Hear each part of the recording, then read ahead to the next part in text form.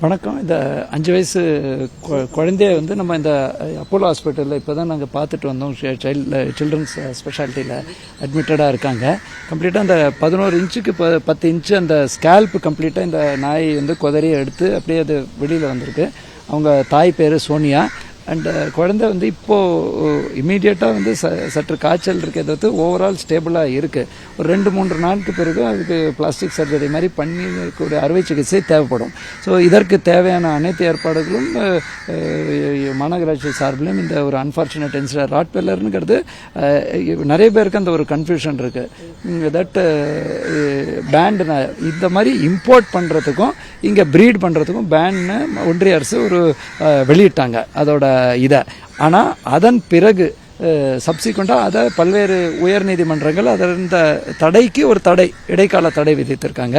But மெயினாக இதோட இது என்னன்னாக்கா அதை நியூட்டர் பண்ணோம், ப்ரீடிங் இல்லீகல் ப்ரீடிங் பண்ணக்கூடாது. அதே மாதிரி இவ்வளோ கொடுமையான சம்பவத்துக்கு நம்ம காவல்துறையும் உடனடியாக எஃப்ஐஆர் அவங்க புகழேந்தி மற்றும் 2 பேர் மேலேயும் எஃப்ஐஆரும் போட்டு அவங்க அந்த நடவடிக்கை எடுக்கும் நிலையில் கால்நடை மருத்துவர் டாக்டர் கமாலுதீன் சென்னை மாநகராட்சி அப்புறம் மாநகராட்சி அதிகாரிகளும் இருக்காங்க. நாங்கள் இந்த சம்பவத்தை பார்வையிட்டு இந்த நாயை பொறுத்தவரை தற்பொழுது ஏதாவது தொண்டுநல் மூலம் அப்புறப்படுத்த முடியுமா, அதற்கு என நாயை பொறுத்தவரை சில சிக்கல்கள் இருக்கக்கூடிய நாயை நம்ம பேன் பண்ணலாம். அவங்க அந்த ஏற்கனவே இம்போர்ட் பேனையும் தடை செஞ்சுருக்காங்க. தற்பொழுது இதை இப்போ அந்த ஓனர்ஸும் இப்போ இல்லாத நிலையில் இதை எப்படி அப்புறப்படுத்தி எந்த மாதிரி ஒரு தொண்டு நிறுவனத்தில் தற்பொழுது இதை தற்காலிகமாக இதை அப்புறப்படுத்துறதுக்கு நடவடிக்கையில் இப்போ ஈடுபடுறோம். அடுத்த 1-2 நாட்களுக்குள் அது முடிவடையும். பட் மெயினாக இப்போ எங்கள் கவனம் பூர்வமே என்னென்னா, ஒன்று இந்த குழந்தைக்கு முழு சிகிச்சை அளித்து முழுமையாக குணப்படுத்தணும். ஏனென்றால் மிகவும் ஏழ்மையான குடும்பத்தில் அவங்க இந்த மாநகராட்சி பூங்காவை பராமரிக்கக்கூடிய நிலை.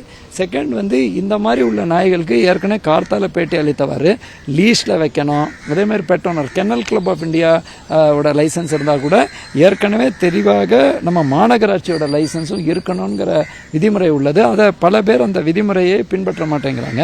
அதனால்தான் சென்னை மாநகராட்சியோட லைசன்ஸ் மாதிரி தான் கான்பூர், காசியாபாத் போன்ற பல்வேறு இடத்துல பெட்புல்லோ, ராட்வீலரோ, டோகோ இந்த மாதிரி பல்வேறு 23 வகையான நாயும் அதற்கு சற்று வேகத்தன்மை உள்ளதுங்கிறதுக்காக தான் அதை இன்ஃபேக்ட் பல நாடுகளில் அந்த டாக் ஃபைட்டுக்காக அதை வந்து குறிப்பாக ப்ரீட் பண்ணி பண்ணுறாங்க. ஸோ இந்த மாதிரி நாயை இங்கே கேஷுவலாக சாதாரண இவ்வளோ வீடுகள் இருக்கக்கூடிய இடத்தில் மற்றவர்களுக்கு அச்சுறுத்தும் வகையில் அதுவும் லீஷ் இல்லாமல் விடக்கூடிய தன்மையை அந்த பெற்றோரின் தாயாரும் அதை பதிவு செய்தாங்க.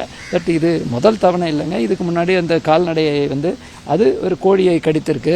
அந்த மாதிரி உள்ள சமூகம் இவங்களும் அதை ஓப்பன் பண்ண விட்டுறோடனே தனியாக அது ஓடி வந்துடுறது அப்படின்னு. அதற்கு தலையில் மட்டும் இல்லாமல் உடலிலும் பல இடத்தில் கடி காயங்கள் உள்ளது. தற்பொழுது அந்த ட்ரீட்மெண்ட் நடைபெற்று வந்துருக்கிறது. தற்பொழுது ஸ்டேபிளாக தான் இருக்கு. ஆனால் கடிக்கும் மற்ற தடுப்பூசிகள் போன்றவை ஒன்று. பட் இந்த கம்ப்ளீட்டாக தலையில் இருக்கக்கூடிய ஸ்கேல்ப் உருவானது பிளாஸ்டிக் சர்ஜரி மூலமாக தான் நிபுணர்கள் மூலமாக பண்ணோம். பட் அது 2 நாள் கம்ப்ளீட்டாக ஸ்டேபிள் ஆன பிறகு தான் அந்த பிரபல தனியார் மருத்துவமனை அதை செய்ய இருக்கிறாங்க. அது நாங்களும் தொடர்ந்து அதை கண்காணிக்கிறதுக்கும் கூட அவங்களுக்கு என்ன உதவி வேணுமோ பண்ணுறோன்னு சொல்லி உறுதியளித்திருக்கோம். அது ஒன்று வந்து டெஃபினட்டாங்க ஏற்கனவே நேற்றதே ஆல்ரெடி எஃப்ஐஆர் போட்டாங்க. எஃப்ஐஆர் போட்டு காவல்துறை இண்டிபெண்டாக நடவடிக்கை எடுத்து வருது.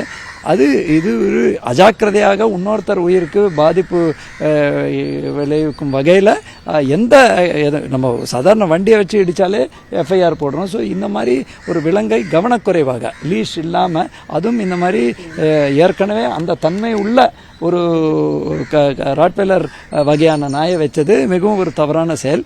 அதே நேரத்தில் விலங்குகளுக்கும் சற்று பாதுகாப்பு இருக்குது. அந்த பாதுகாப்பையும் நம்ம வந்து புறந்தள்ளிட்டு ஒருதலைபட்சமாக நடவடிக்கை எடுக்க முடியாது. பட் டெஃபினட்டாக இந்த தவறுக்கு அவர் மேலே சட்ட ரீதியான அனைத்து நடவடிக்கைகளும் எடுப்பாங்க. செய்திகளை உடனுக்குடனும் துல்லியமாகவும் தெரிந்து கொள்ள சப்ஸ்கிரைப் பண்ணுங்க.